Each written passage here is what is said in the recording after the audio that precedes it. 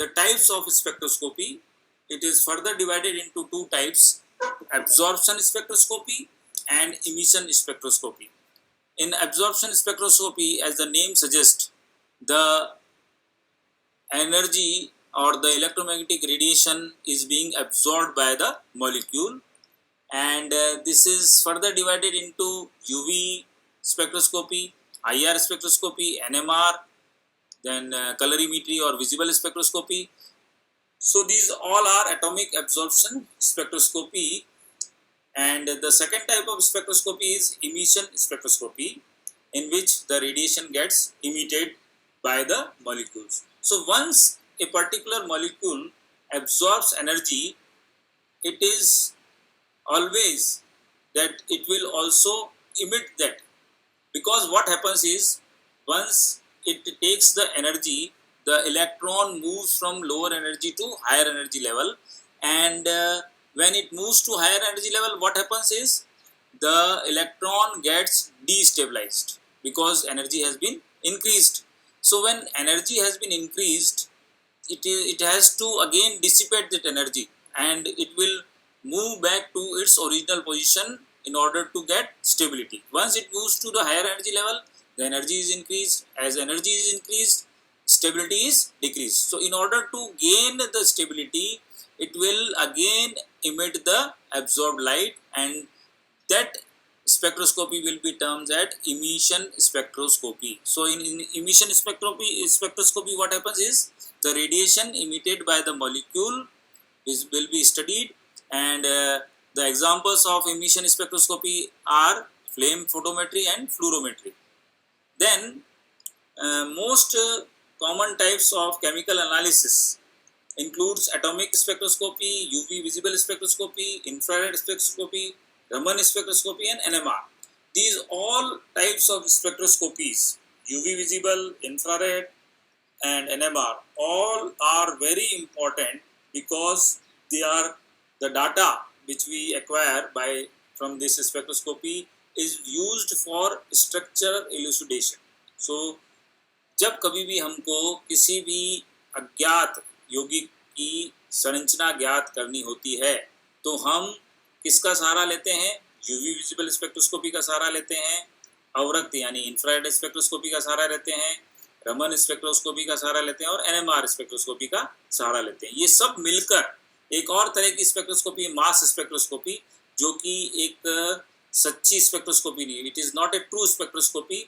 That mass spectroscopy is also used for structure determination. So all these four gets combined to determine the structure of unknown compound. किसी भी अज्ञात यौगिक का अगर हमको संरचना ज्ञात करनी है तो हम इन चारों की सहायता लेंगे, यूवी विजिबल की भी लेंगे, अवरक्त की भी लेंगे, एनएमआर की भी लेंगे और मास स्पेक्ट्रोस्कोपी की भी सहायता हमको लेनी पड़ती है.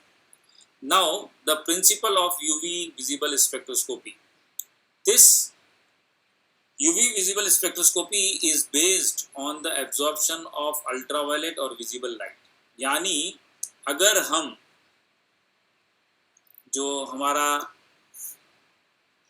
इलेक्ट्रोमैग्नेटिक स्पेक्ट्रा है, उस इलेक्ट्रोमैग्नेटिक स्पेक्ट्रा का केवल यूवी और विजिबल जो भाग है उस रेंज में ही अवशोषण कर रहे हैं, तो वह जो है यूवी विजिबल स्पेक्ट्रोस्कोपी कहलाएगी. So the principle of UV visible spectroscopy is based on absorption of UV light और the visible light by chemical compounds. तो कोई भी यौगिक अगर वो दृश्य और पराबैंगनी क्षेत्र में जो है अवशोषण करता है तो वो यूवी विजिबल स्पेक्ट्रोस्कोपी कहलाती है. Which results in production of distinct spectra. प्रत्येक यौगिक के लिए जो भी हमको स्पेक्ट्रा प्राप्त होगा वो भिन्न भिन्न होगा, क्योंकि उसके द्वारा अवशोषित ऊर्जा का मान भी अलग अलग होता है, इसलिए स्पेक्ट्रा भी अलग अलग होता है. As light is absorbed by matter, matter means वो सॉलिड भी हो सकता है, लिक्विड भी हो सकता है और गैस भी हो सकता है. तो मैटर मीन्स द्रव्य. तो द्रव्य द्वारा जब दृश्य प्रकाश का या यूवी प्रकाश का अवशोषण होता है तो क्या होता है उसके अंदर? There is a increase in the energy content of the atom और द मॉलिक्यूल. तो और मॉलिक्यूल की ऊर्जा में वृद्धि हो जाती है because of the absorption of UV visible light. When UV radiation are absorbed, this results in excitation of electron from lower energy level to higher energy level. यानी वो लोअर एनर्जी लेवल से लेके और हायर एनर्जी लेवल में चला जाता है. इसके पश्चात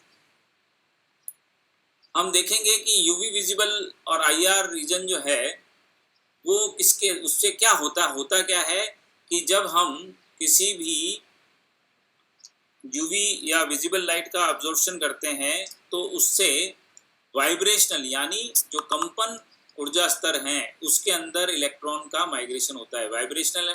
और अगर आईआर क्षेत्र या आईआर रेंज में अगर अवशोषण हो रहा है तो उसके अंदर घूर्णन ऊर्जा स्तर यानी रोटेशनल एनर्जी लेवल्स में जो है ट्रांजिशन होता है. सो यूवी विजिबल जो क्षेत्र है उसके अंदर इतनी ऊर्जा होती है कि वो क्या करता है कि वाइब्रेशनल एनर्जी लेवल में इलेक्ट्रॉन को लोअर एनर्जी से हायर एनर्जी लेवल में और हायर एनर्जी से लोअर एनर्जी में अपने आप जो है एब्जॉर्प्शन और इमिशन जो है ट्रांजिशन उसके अंदर होते रहते हैं. यूवी लाइट जो है उसमें विजिबल से ज़्यादा एनर्जी होती है बिकॉज उसका जो वेवलेंथ है वो विजिबल से कम है. तो UV light can be absorb by the molecule और इस यूवी लाइट से क्या होगा the molecule gets excited from higher energy level electron molecules to excite. इस यूवी लाइट से क्या होगा जो मॉलिक्यूल के अंदर इलेक्ट्रॉन हैं वो क्या करेंगे एनर्जी को गेन करेंगे और एनर्जी को गेन करने से लोअर एनर्जी स्टेट से हायर एनर्जी स्टेट में चले जाएंगे. Such transition can be studied extensively to understand the binding energy of the corresponding electron undergoing the transition. और इन ट्रांजिशन से इन संक्रमणों से हम क्या स्टडी करेंगे हम बाइंडिंग एनर्जी जो उसको बांध के रखता है इलेक्ट्रॉन को उसके बारे में उसको लोअर एनर्जी से हायर एनर्जी में एक्साइट करने में कितनी एनर्जी चाहिए हमको इसका पता लग जाता है. और हम जानते हैं कि जितने भी ऑर्गेनिक कंपाउंड्स हैं इन सभी ऑर्गेनिक मॉलिक्यूल्स में कार्बनिक यौगिकों के अंदर क्या होता है डबल बॉन्ड होता है और उसके अंदर पाई इलेक्ट्रॉन होते हैं. So since pi electrons are most loosely bound in an organic molecule UV spectroscopy yields a lot of information about the degree of unsaturation in a molecule. यानी अगर हम देखते हैं कि किसी भी कार्बनिक यौगिक द्वारा ऊर्जा का अवशोषण हो रहा है तो और वो भी किस क्षेत्र में हो रहा है यूवी क्षेत्र में हो रहा है तो वह एनर्जी क्या करेगी पाई इलेक्ट्रॉन्स को जो कि सबसे लूजली बॉन्डेड होते हैं उनको लोअर एनर्जी से हायर एनर्जी में ट्रांजिशन करने में सक्षम होती है. इसलिए जब कभी भी हम यूवी स्पेक्ट्रोस्कोपी का अध्ययन करेंगे तो हमें किसके बारे में सूचना मिलेगी हमें अनसेचुरेशन यानी डिग्री ऑफ अनसेचुरेशन के बारे में हमें सूचना प्राप्त होगी. We will get information about the degree of unsaturation in a molecule. When the wavelength of the transition exceeds from UV range यानी वेवलेंथ बढ़ा दी हमने कहाँ से बढ़ा दी यूवी से हम किस में आ गए दृश्य क्षेत्र में आ गए. तो यूवी जो हमारा रेंज है वो है 1000 नैनो एंगस्ट्रॉम से लेके 4000 एंगस्ट्रॉम तक. और अगर हम 4000 से 8000 की तरफ बढ़ते हैं तो यानी हम किस क्षेत्र में आ गए हम आ गए विजिबल क्षेत्र में. तो विजिबल क्षेत्र में क्या हो गया वेवलेंथ बढ़ गई यानी ऊर्जा में कमी आ गई. तो ये जो विजिबल रेंज है इस विजिबल रेंज के अंदर हमें क्या देखने को मिलेगा हमें विजिबल स्पेक्ट्रोस्कोपी के लिए एक कंडीशन है कि कलर्ड होना चाहिए. क्यों क्योंकि दृश्य क्षेत्र वह क्षेत्र है जिसे हमारी आँखें जो हैं देख सकती है. यानी अगर हम कोई पदार्थ जो है दृश्य क्षेत्र में अवशोषण कर रहा है तो वो क्या करेगा अपन को एक स्पेक्ट्रा देगा कलर्ड स्पेक्ट्रा देगा और वो पदार्थ जो है जिस रंग का अवशोषण हो रहा है उसके संगत रंग का दिखाई देगा. सो जब हम यूवी रेंज से विजिबल रेंज में आ जाते हैं तो हम किसी भी मॉलिक्यूल अणु में उपस्थित रंग को समझा सकते हैं. Because in visible spectroscopy the range is from 4000 to 8000 angstrom और 380 टू 760 नैनोमीटर।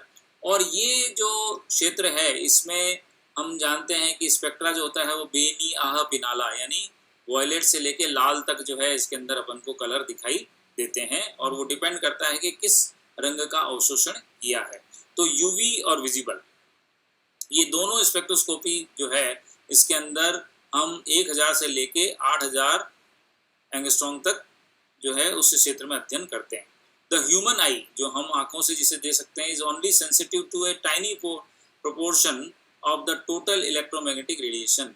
तो जो इलेक्ट्रोमैग्नेटिक रेडिएशन है वो बहुत फैला हुआ है, उसमें से बहुत थोड़ा सा यानी 380 से 780 नैनोमीटर का जो रेंज है उसी के अंदर हमारी आंखें जो है वो देख सकती हैं और रंग को पहचान सकती है।